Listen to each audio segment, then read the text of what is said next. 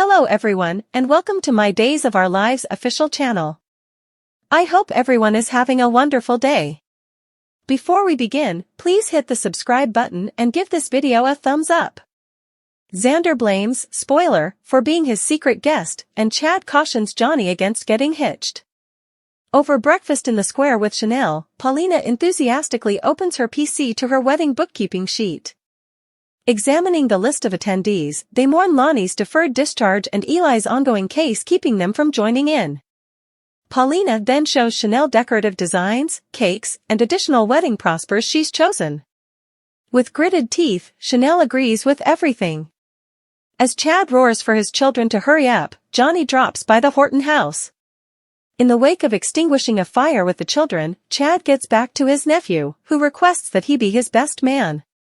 Chad can't excuse carrying one more honest lady into the DiMera family. Chad says, when people marry into their family, at best, they end up hurt and at worst, they die, citing Nicole's and Gabi's problems. Look what has been going on with Abby. Brady and Alex chance upon one another while running through the recreation area. Alex transfers he convinced Teresa to remain with him in Salem and that she laments her and Brady's kiss. Brady inquires as to why he brought it up. Alex points out that he didn't really say sorry. Brady responds that Teresa gave him a kiss. So, you're saying you didn't want to have anything to do with that kiss? Alex fires back. More, Eric Martsolf talks Brady's genuine romance. After a fruitful medication bust, Jada and Harris return to the station. Secretly, Jada tells Harris she realizes he kissed Ava. She contemplates whether taking a chance with his vocation for somebody he dated for 5 minutes is worth the effort. He counters by inviting the 2 police officers who assisted with the bust to a breakfast to celebrate. Xander, dressed in sweats and a hoodie, goes to the DiMera mansion in search of EJ. Stefan informs us that his brother is not home. Since he would rather not run all over town searching for him, Xander concurs that Stefan can hand off a message. He informs him concerning the puzzling call requesting that he kill somebody. Xander frowns at Stefan in the DiMera lobby. In the recreation area, Brady demands to Alex that the kiss amounted to nothing. He exhorts Alex move past his desire, assuming he will be a major part of Teresa's life since he'll be near. At the point when Brady stresses she could have another slip, Alex refreshes him on her gatherings and keeping fixed on work. That is fantastic, but Brady warns that there will never be a magical cure. More, Johnny believes Chad is overreacting at the Horton house, where a member of the DWTS touring crew has reported an abrupt firing. Chad exclaims that it is risky to become a DiMera. Johnny is more of a DiMera than he lets on because he was born into it and was not even raised as one. He will keep Chanel as far away from himself as possible if he loves her. Johnny previously lost Chanel once, he will never lose her again. They're getting hitched on Valentine's Day, and they couldn't be more joyful about it. He's sorry to have burned through his time. Johnny is halted from leaving by Chad. He gets it all over again about Abby when he has a bad day like today. Occasionally, he's fine, others, it hits him like a tsunami and tears his heart out once more. Johnny is sorry for Chad's suffering and recalls how special Abigail was. He would rather not sound hard, however he was trusting he planned to help out play with Stephanie. Chad was trusting exactly the same thing, however his heart actually has a place with Abigail.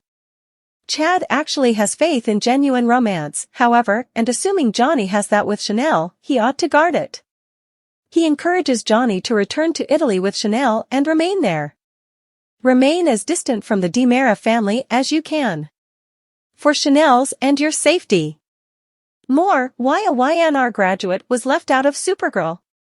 At the DiMera mansion, Xander tells Stefan that the voice didn't give him the target's name but that they would get in touch. They hung up before he could deny the work. He might have an obscure past, however he's never killed anybody without a second thought, and he's not going to begin now. Stefan explodes because he believes Xander is implying that EJ is the caller. At the bar, Roman treats Harris, Jada, and the 2 police to breakfast. Afterward, Harris and Roman secretly examine Lucas at the bar. Lucas will remain there until they are certain that no one is watching, according to Harris. He sees the cops having a good time while Jada is at the table. Brady looks at Alex incredulously in the park. In the recreation area, Alex asks Brady for guidance on being with Teresa. How was it being hitched to her? Might it be said that you are pondering wedding Teresa? Brady, in shock, asks. Alex demands they aren't close at all to that point, however her backslide was a shock. He concerns it or something different could reoccur. Brady ponders the fact that although Teresa can be wonderful, she also possesses a wicked, wild side that is always ready to come out. He thinks Alex has just started to expose who she truly is. More, the manner in which home stars bother profound gathering.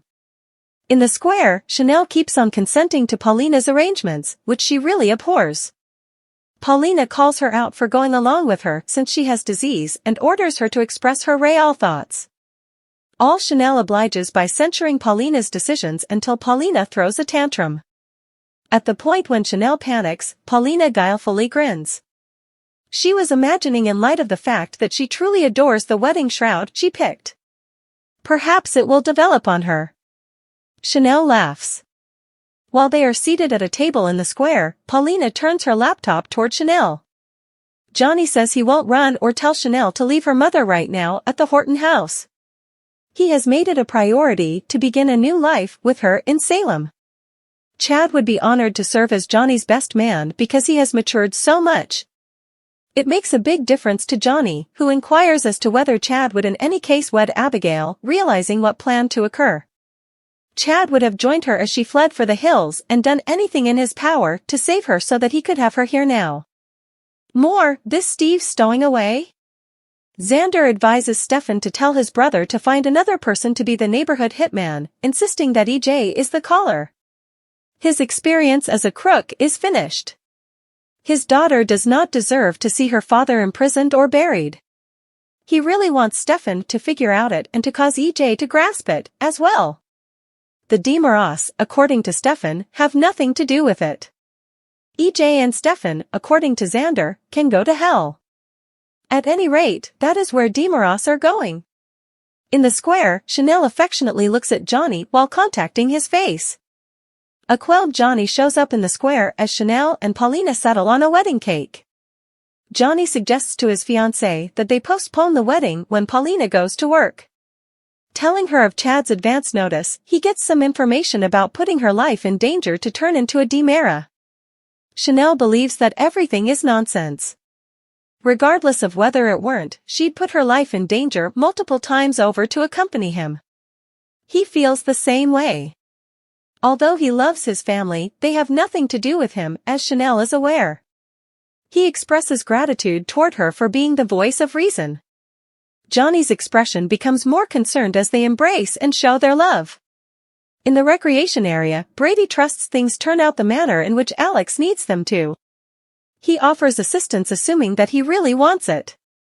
Alex expresses gratitude toward him and heads off. Brady is contemplative as he considers Alex's question about Teresa's kiss. Thanks for watching. If you like this video, so please don't forget to subscribe my channel and don't miss any update.